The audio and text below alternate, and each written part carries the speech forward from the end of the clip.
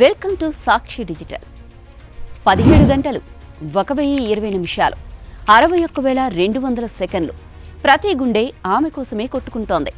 పీల్చే ప్రతి శ్వాస ఆమె కోసమే అన్నట్టుగా సాగింది. అంతరిక్షంలో 286 రోజులు గడిపిన సునీతా విలియమ్స్ క్షేమంగా తిరిగి రావాలని కోరుకోని మనిషి లేడు. ఇండియాలో తెల్లవారుజామున గల్లీ గల్లీలో టీవీలు వెలిగిపోయాయి. హైదరాబాదులో, ముంబైలో, ఢిల్లీలో ప్రతి వీధిలోనూ అంతా సునీత భూమికి తిరిగి వచ్చే ఆ క్షణం కోసమే ఎదురు చూశారు. ఓవైపు నాసా మిషన్ కంట్రోల్ రూంలో నిశ్శబ్దం, మరోవైపు ఆ మౌనం వెనుక కోట్లాది ప్రజల ఉత్కంఠ. ఇంతకీ ఆ 17 గంటలు ఏం జరిగింది? నాసా వ్యోమగాములు సునీతా విలియమ్స్, బుచ్ విల్మోర్ భూమికి ఎలా చేరుకున్నారు? మార్చి 18 రాత్రి 10:35 ఐఎస్ఎస్ నుంచి క్రూ డ్రాగన్ విడిపోయింది. 286 రోజుల తర్వాత సునీతా విల్మోర్ తిరిగి భూమి వైపుగా సాగడానికి మొదలైన నిమిషం అది. నిజానికి అంతరిక్ష కేంద్రం నుంచి విడిపోవడమే ఒక ప్రత్యేక ఘట్టం. అక్కడ సునీత గడిపిన వేల గంటల సమయం, చేసిన ప్రయోగాలు, పరిశోధనలు విలువ కట్టలేనివి. క్రూ డ్రాగన్ ముందుగా తక్కువ వేగంతో ఐఎస్ఎస్ నుంచి బయలుదేరింది. అంతరిక్ష కేంద్రాన్ని విడిచిపెట్టిన తర్వాత తొలిసారి నావిగేషన్ అంతా ఆటోమేటిక్గా పనిచేస్తుంది. మార్చి 19 అర్ధరాత్రి దాటేసింది. 2:41 సమయంలో డీఆర్బిట్ బర్న్ ప్రారంభమైంది. క్రూ డ్రాగన్ భూమి వైపుగా తన దిశను ఖచ్చితంగా మళ్లించుకునే దశ మొదలైంది. ఈ సమయంలో క్రూ డ్రాగన్ వేగాన్ని తగ్గించుకోవాలి. భూమి తన వైపుకు వేగంగా లాగుతున్నా స్పీడ్ కంట్రోల్లో పెట్టుకునే ప్రయాణించాలి. ఒకవేళ అలా చేయకపోతే అంతా అల్లకల్లోలం అవుతుంది. చిన్న పొరపాటు చేసినా అంతా విధ్వంసమే మిగులుతుంది, ప్రాణాలు పోతాయి. ఇటు క్రూ డ్రాగన్ మాత్రం ఇంజన్ల ద్వారా తన మార్గాన్ని స్పష్టంగా లెక్కించింది. తెల్లవారుజామున 3:14 క్రూ డ్రాగన్ భూమి వాయుమండలాన్ని చేరింది. అంతరిక్షం నుంచి భూమి వైపుగా దూసుకువచ్చిన స్పేస్ షిప్ ఇప్పుడు అత్యంత ప్రమాదకరమైన దశలోకి ప్రవేశించింది. భూమి ఆకర్షణ శక్తితో వేగం పెరిగిపోయింది. ఈ వేగాన్ని అదుపులోకి తీసుకురాకపోయి ఉంటే క్రూ డ్రాగన్ భూమి మీద భయంకరంగా కూలిపోయేది. అయితే క్రూ డ్రాగన్కు సూపర్ హీట్ షీల్డ్ రక్షణగా ఉంది. భూమి గర్భంలోకి దూసుకువస్తున్న వ్యోమగాముల కోసం ఇది ప్రాణరక్షక వలయంలా నిలిచింది. తెల్లవారుజామున 3:21 క్రూ డ్రాగన్ భూమి వాయుమండలంలోకి, అంటే అట్మాస్ఫియర్లోకి మరింత లోతుగా ప్రవేశించింది. భూమి వైపు దూసుకువస్తున్న స్పేస్ షిప్కి వాయుమండలం గట్టిగా ప్రతిఘటన ఇస్తోంది. ఈ క్షణంలో ఉష్ణోగ్రత భారీగా పెరిగిపోయింది. కానీ క్రూ డ్రాగన్ని రక్షించడానికి సూపర్ హీట్ షీల్డ్ ఉంది. ఇది ఓ రక్షణ కవచంలా పనిచేస్తుంది. ఆ అధిక ఉష్ణోగ్రత వ్యోమగాములపై ప్రభావం చూపకుండా అడ్డుకుంటోంది. ఈ సమయంలో వ్యోమగాములు తీవ్ర ఒత్తిడిని అనుభవించారు. భూమి మీద సాధారణంగా అనుభవించే ఆకర్షణ శక్తి కంటే 4 రెట్లు ఎక్కువ బరువు వారి శరీరంపై పడింది. అంటే ఒక వ్యక్తి బరువు సాధారణంగా 60 కేజీలైతే ఆ క్షణంలో అతనికి 240 కేజీల బరువు ఉన్నట్టుగా అనిపిస్తుంది. దీనిని 4G ఫోర్స్ అని అంటారు. వ్యోమగాములు దీనిని తట్టుకోవడానికి ప్రత్యేకమైన సూట్లు ధరించారు.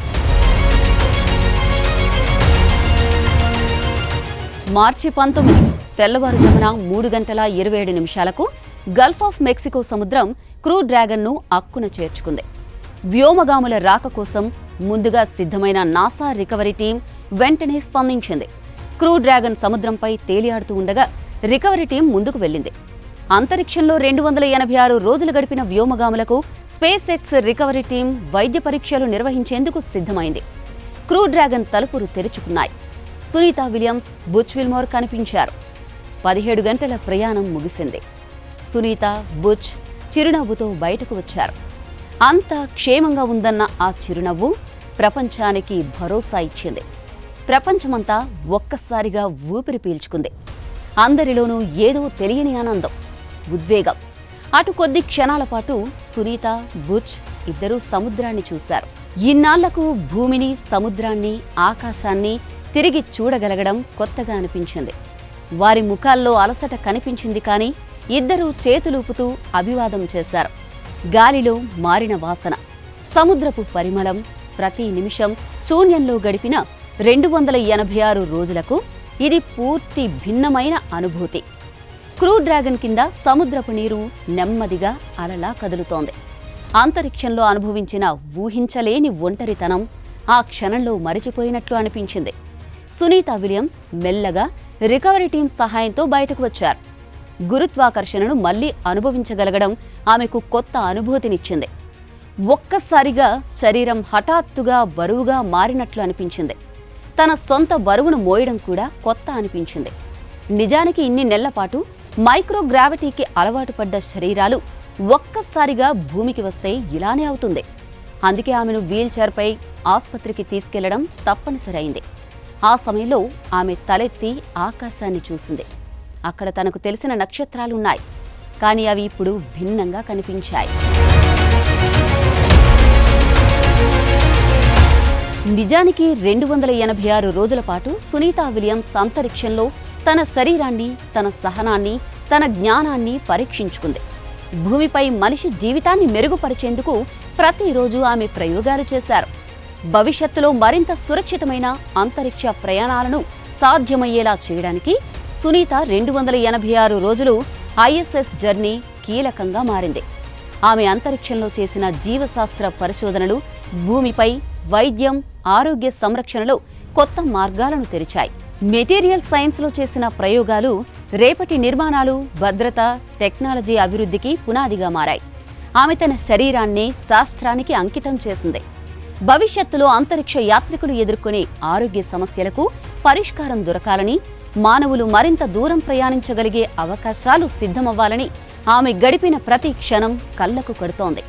ఇది ఆమె వ్యక్తిగత విజయం కాదు.